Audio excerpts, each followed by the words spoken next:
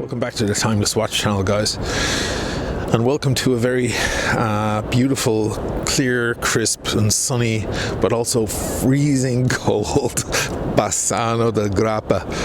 Bassano is about a half an hour away from where you normally see me in Vicenza, and it's a little hidden place where a lot of tourists kind of skip past without ever seeing.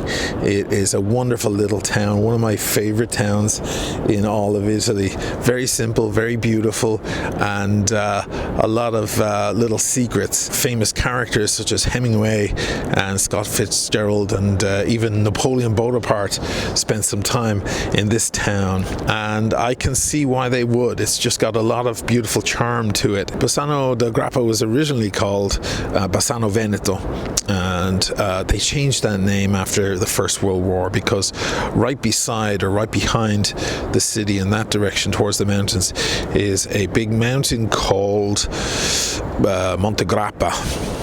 You might recognize that name, grappa. Have you ever heard that word before? That very strong liquor that comes from this town. This is where they make that stuff. It's liquid fire. But there are some softer versions. I'll get into that later. Unfortunately, the story of Grappa is a sad one. A lot of men lost their lives in World War I in the War of Monte Grappa, and they decided to change the name, I believe, back in 1928, if I'm not mistaken, from Bassano Veneto to Bassano Del Grappa, just to honor all those men lost. Rumor has it there are still skeletons of lost soldiers up in those mountains, so it's something that really touches the hearts of the Italians here very closely. There go the ducks. Bassano is famous for a few things, one of which being ceramic and making plates, ceramic plates and so on. So I figured I'd bring a ceramic watch. It's a watch you've seen me wear a few times on the channel, but I haven't really given it its glory moment yet, so I figured I'd bring it here. Why not? It's just as good as any other place to do it. So I figured I'd take you guys around Bassano and give you guys a good look at the place and show you around all the sights and give you a good look at this 114060, also one of my favorite watches. Here we go.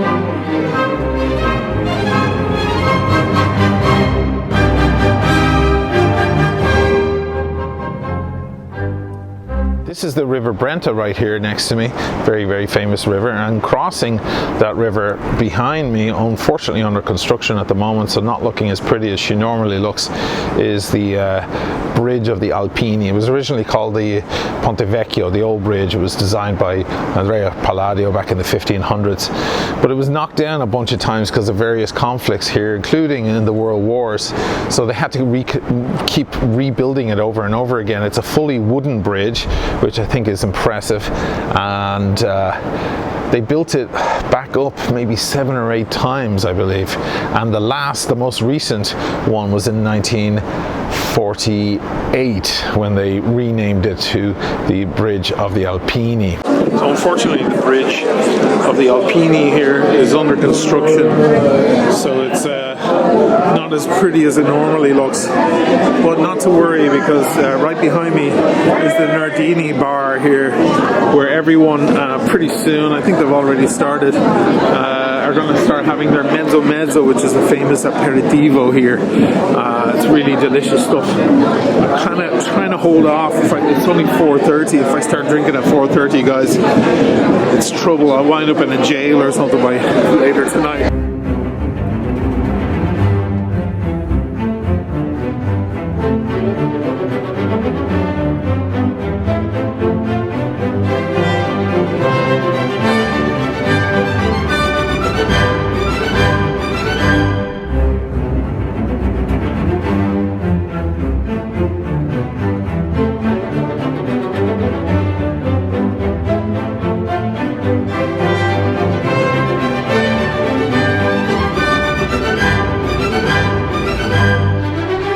Get any more Italian than that? There's a Vespa in the window.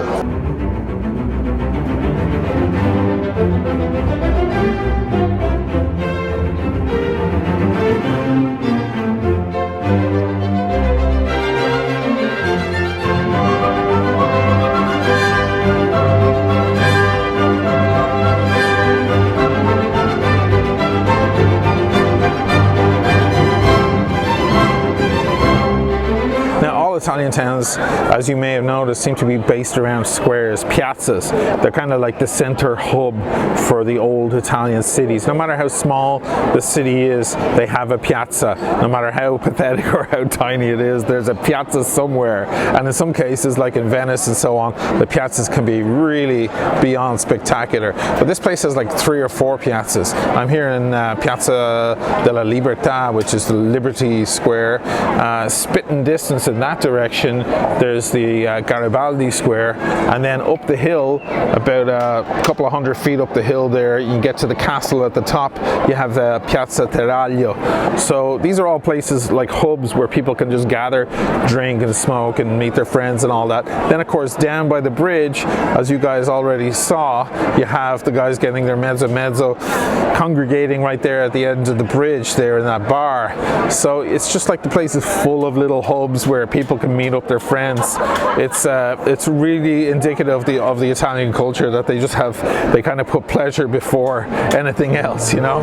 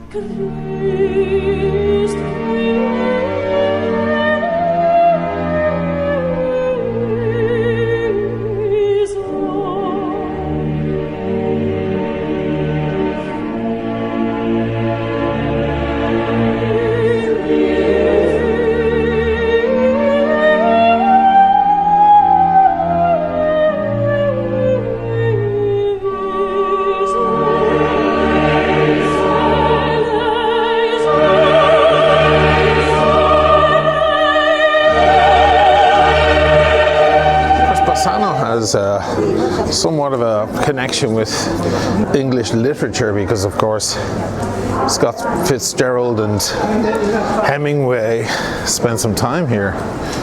Hemingway, of course, was a ambulance driver during the war, the First World War. So he would have been dealing with wounded troops coming down from Monte Grappa all the time.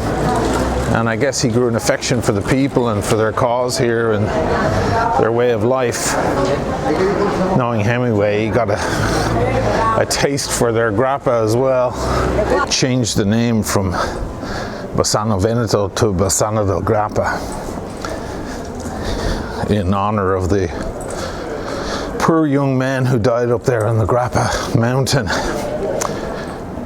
during the conflict of the First World War. And of course they invoke that classic scene of the Alpino heading off into the mountains and kissing his girl goodbye before he leaves. I wonder, did Hemingway use that kind of as inspiration for the story of Henry and Catherine and A Farewell to Arms? Perhaps he did. Here we have the Grappa Museum, the Poldi Museum. So I'm going to go in and check it out.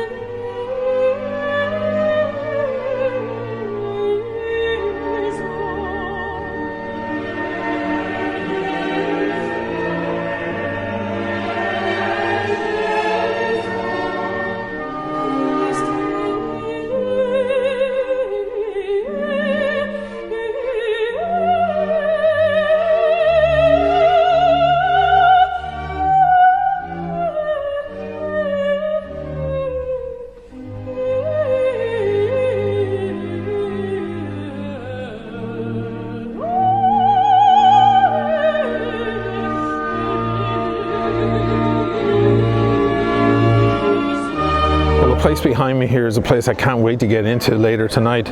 It's called Palazzo della Misture. It's a cocktail bar, but they have the most incredible bar in there, the most amazing cocktails, and a guy in there who I consider to be basically a complete genius and the greatest cocktail maker I've ever met in my life. I call him the Mago, the magician.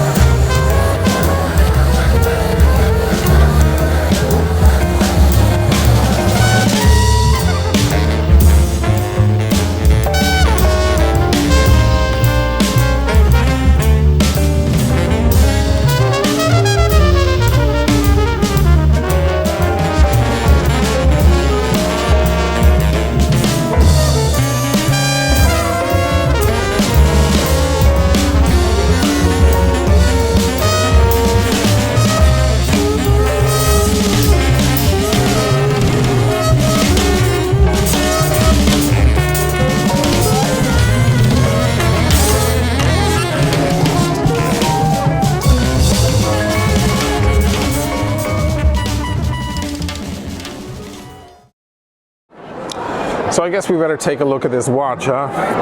Get a closer look at it. Sometimes I wonder, is this even a watch channel at all? I don't know. It's just watches with nice little backgrounds, I guess, whatever. It's my excuse to go around and eat and drink in different places and talk to you guys about watches. whatever, make up whatever reason you want. Let's take a good look at the watch. Here we go.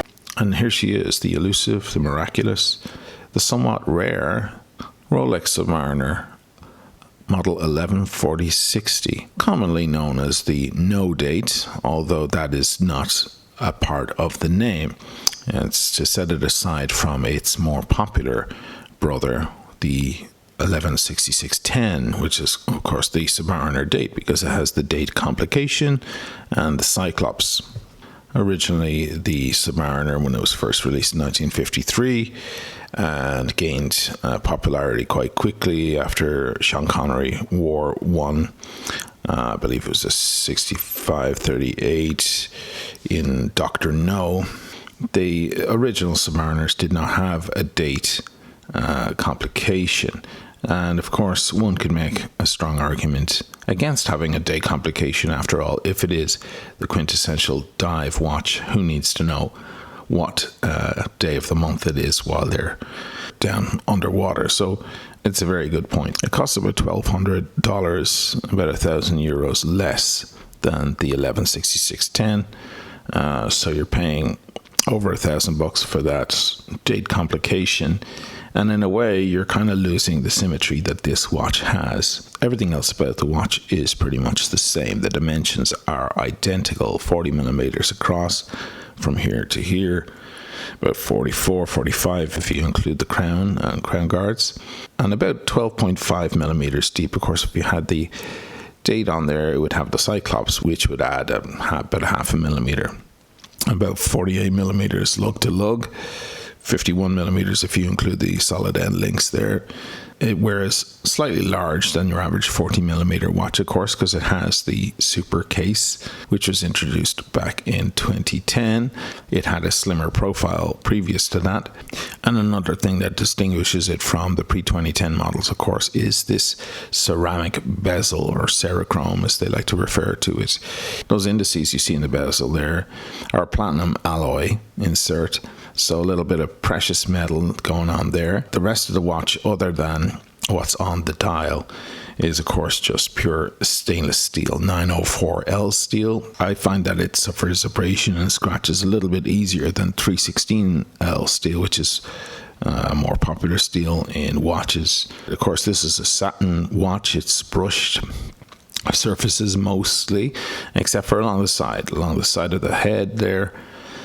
Side of the bracelet, and of course the clasp is high polish, but no polished center links or anything like that. So the watch can take a little bit of abrasion and so on without ruining its look. Now inside, instead of having the 3135, which of course the 116610 has, this one has the 3130. Of course, it doesn't have that extra complication. It's highly shock resistant, very quiet and easy to wind. And of course, it's COSC certified, so coming in around plus or minus 2 seconds per day. Very impressive movement indeed. The clasp, of course, is the glide lock clasp. I could go into that detail, but I won't waste your time. You can see how that works in a few of my other videos that have the exact same clasp. Well, let's take a look at that dial, because that really is the star feature of this watch, separating it from many other Rolex models. So 3 and 9 indices are identical to one another, achieving a perfect symmetry and clean look across the dial. Originally, of course, the Submariner had a pencil style handset, but of course that was changed in the 6200 model when they introduced the Mercedes handset. Of course, these hands and the applied indices are white gold, so they won't be corroding anytime soon. And of course, they have lume on the hands and on the indices. In this case, it's Chromalite, the new slightly blue looking lume that Rolex have been using since about 2014, 2015 is when they made the changeover on that. The pearl or pip is also luminescent, but this time they've protected it a bit more than those older models, those pre-ceramic models that had a nasty habit of getting cracked or falling out. This time it's a lot more protected in a steel enclosure, and even has a small sapphire cap over the pearl to protect it and to make sure it doesn't get lost. Not a watch you're going to see a lot in the wild. A little bit hard to get, more affordable than the Date version, both at list price and on the grey market. So again, a watch for purists, no cruft whatsoever to the design, right down to the options that Rolex give you. If you get the Submariner Date, you do have other options where you can get a lunette verte, the green bezel and dial. You can get them in two-tone with blue or with black, etc., etc. There are other options, but with this model, it's this one and this one only. It's black, it's simple, and it's dead serious. So let's take one last look at this unapologetically simple and symmetrical and very, very handsome Rolex Submariner, set to the simplicity and beauty of the beautiful city of Bassano Del Grappa. Thanks for watching, guys.